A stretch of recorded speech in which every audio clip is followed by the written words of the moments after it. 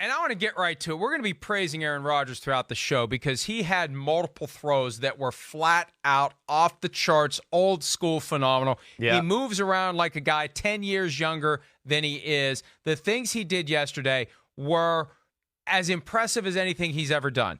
And I'm saying all of that because it's setting up the big concern I have coming out of the game. I'm going to get right to it. Yeah. Last hour, I took some time to get to my main criticism. And look, you know how I feel about the Seahawks. I've been big supporters of what they do. Russell Wilson's great. Pete Carroll's great, yada, yada. But here's what's bothering me this morning about that game. And the Jimmy Graham thing is going to provide the Seahawks some cover for this because everybody's going to be, criticizing, scrutinizing the whole idea of the spot. Right. Let's forget about that. Okay. Let's forget about that. 3 minutes and 22 seconds left in the game. Right.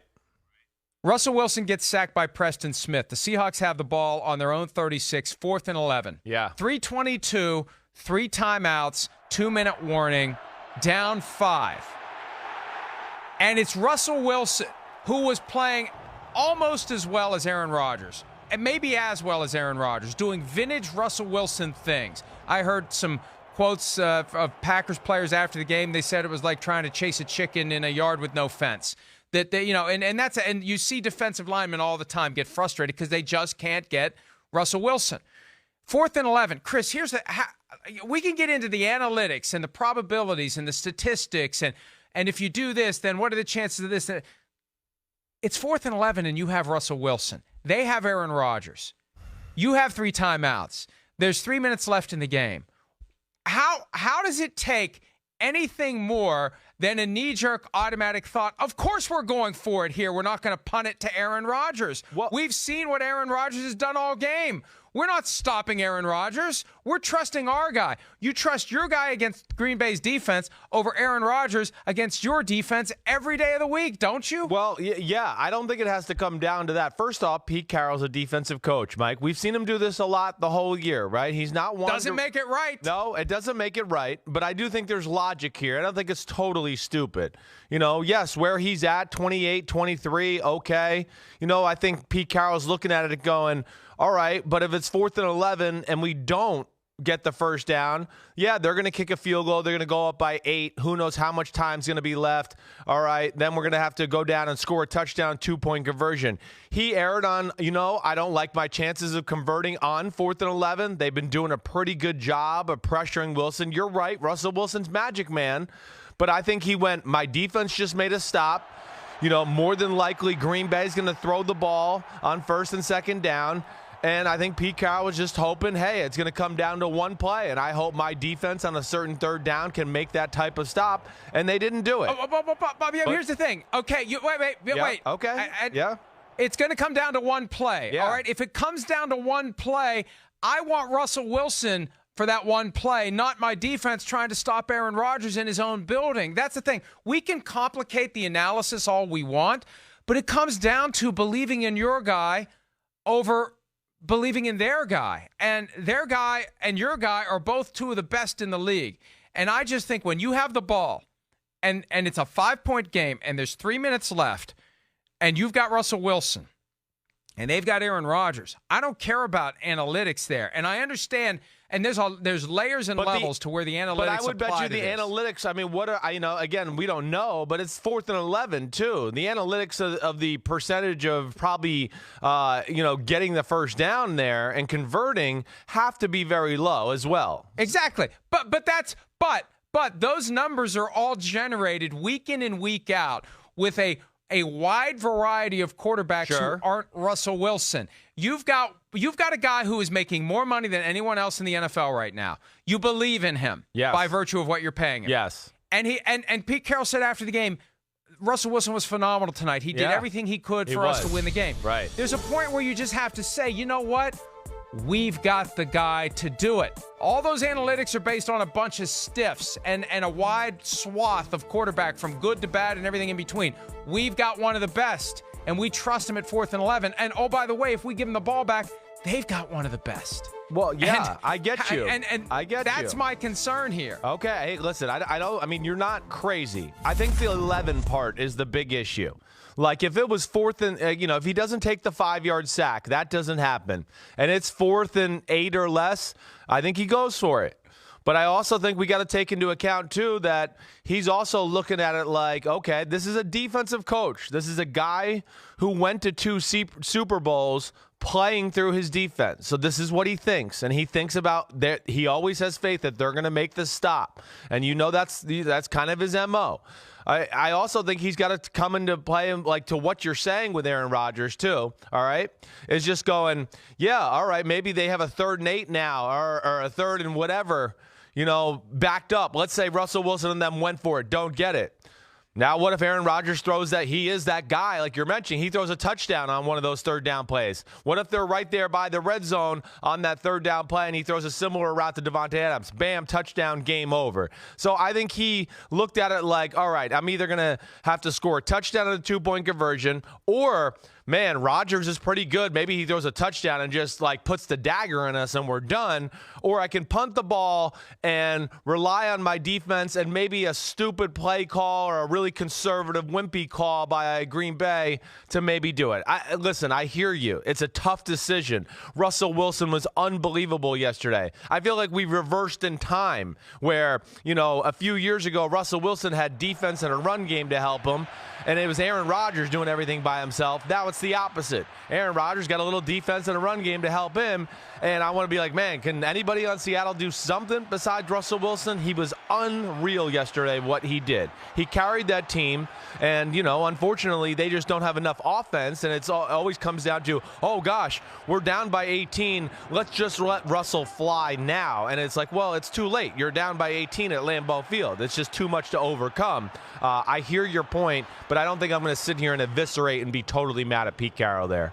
Here's the thing, and we showed the highlights. The first clip we showed was Russell Wilson getting bottled up in the backfield, squirting through and running for like 25 yards. Yeah, I got and you. maybe the play call would be in that 4th and 11, send everybody deep, have Russell take 3 steps back, and Russell just go get us 11 yards. It's Russell Wilson. That's my big point here. I get you. And this is where, and I think there's a place for analytics, but you have to remember who you have and who they have when you're running the numbers through the computers. Like, if you've got Lamar Jackson, it's very easy to be gutsy on 4th and 3, 4th and 4. And if you've got Russell Wilson, and really, the list of quarterbacks that you would trust to get you 4th and 11 with the season on the line is not a long one, and Russell Wilson is on that list. Here's another thing, too, Chris.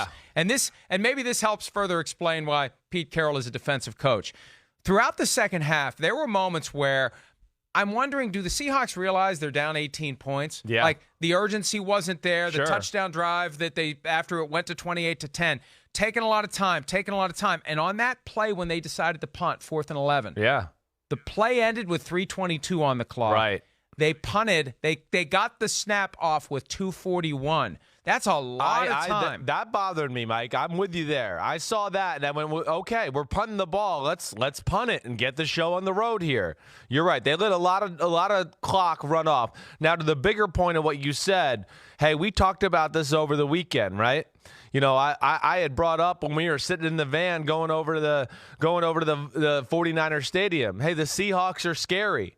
I had this conversation with my buddy Kyle Shanahan a few weeks back about the Seattle Seahawks, where, it's just like they don't care how the game goes.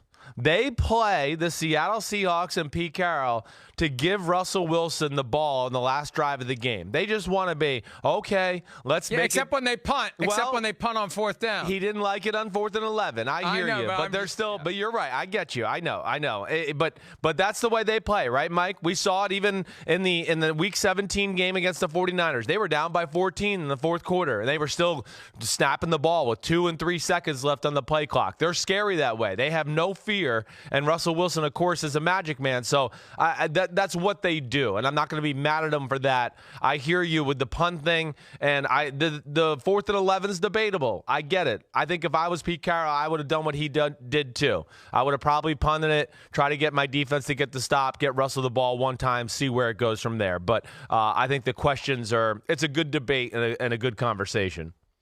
Yeah, I agree with you on that, but so much as you're saying that, I keep coming back to. Yeah, I know you do. You've got Russell Wilson. He is the magic man. And what an opportunity for him to add to his legend. You know, he'll never say it publicly, and he may only ever say it privately to his wife. And even then, he'll kind of shrug and say, hey, you know, we've won a lot of we won a championship, we've had a lot of success, but at some level he's got to be thinking, Pete, why did you take the ball out of my hands in that moment? I could have done it. And Aaron Rodgers did it. And look, Aaron Rodgers really was. He really, and see what you get for not having faith in him and picking the Seahawks? I'm such an idiot. You know, I made some bets with some friends earlier in the week and took the Packers and the 49ers. And as the week went on, I went, oh, gosh, Jadeveon Clowney seems like he's healthy. And I got all caught up in all these damn things. And you're right. That's what I get. Aaron Rodgers burned my butt. Way to go, A-Rod. Way to go. That throw to Jimmy Graham over the top, there it is. Yeah, dropped it in. Insane. Because it was this one here. It was 21-10, 3rd and 9, and here come the Seahawks. And if the Packers don't convert there, it could be 21-17 with a lot of time left in the game. And he dropped that ball over the top to Jimmy Graham. It was a thing of beauty. And then there was that Davante Adams where he just flat out abused Trey Flowers twice on the cut out to make the catch, and then the cut back in to run to the end zone. Ran by him, ran by Quandre Diggs, and 21-10 quickly becomes 28-10. Even that throw there, right, at the end of the game, just, his feet are all over the place. Sorry, I didn't mean to cut you off, but just no, you're fine. His feet are all over the place, right? You're like, oh, gosh, it looks like he's getting pressure. Who's he get it off to? And it's like both feet are in the air, and he's fading away, and there's a great catch by Jimmy Graham, and, hey, debatable spot. I get that, too.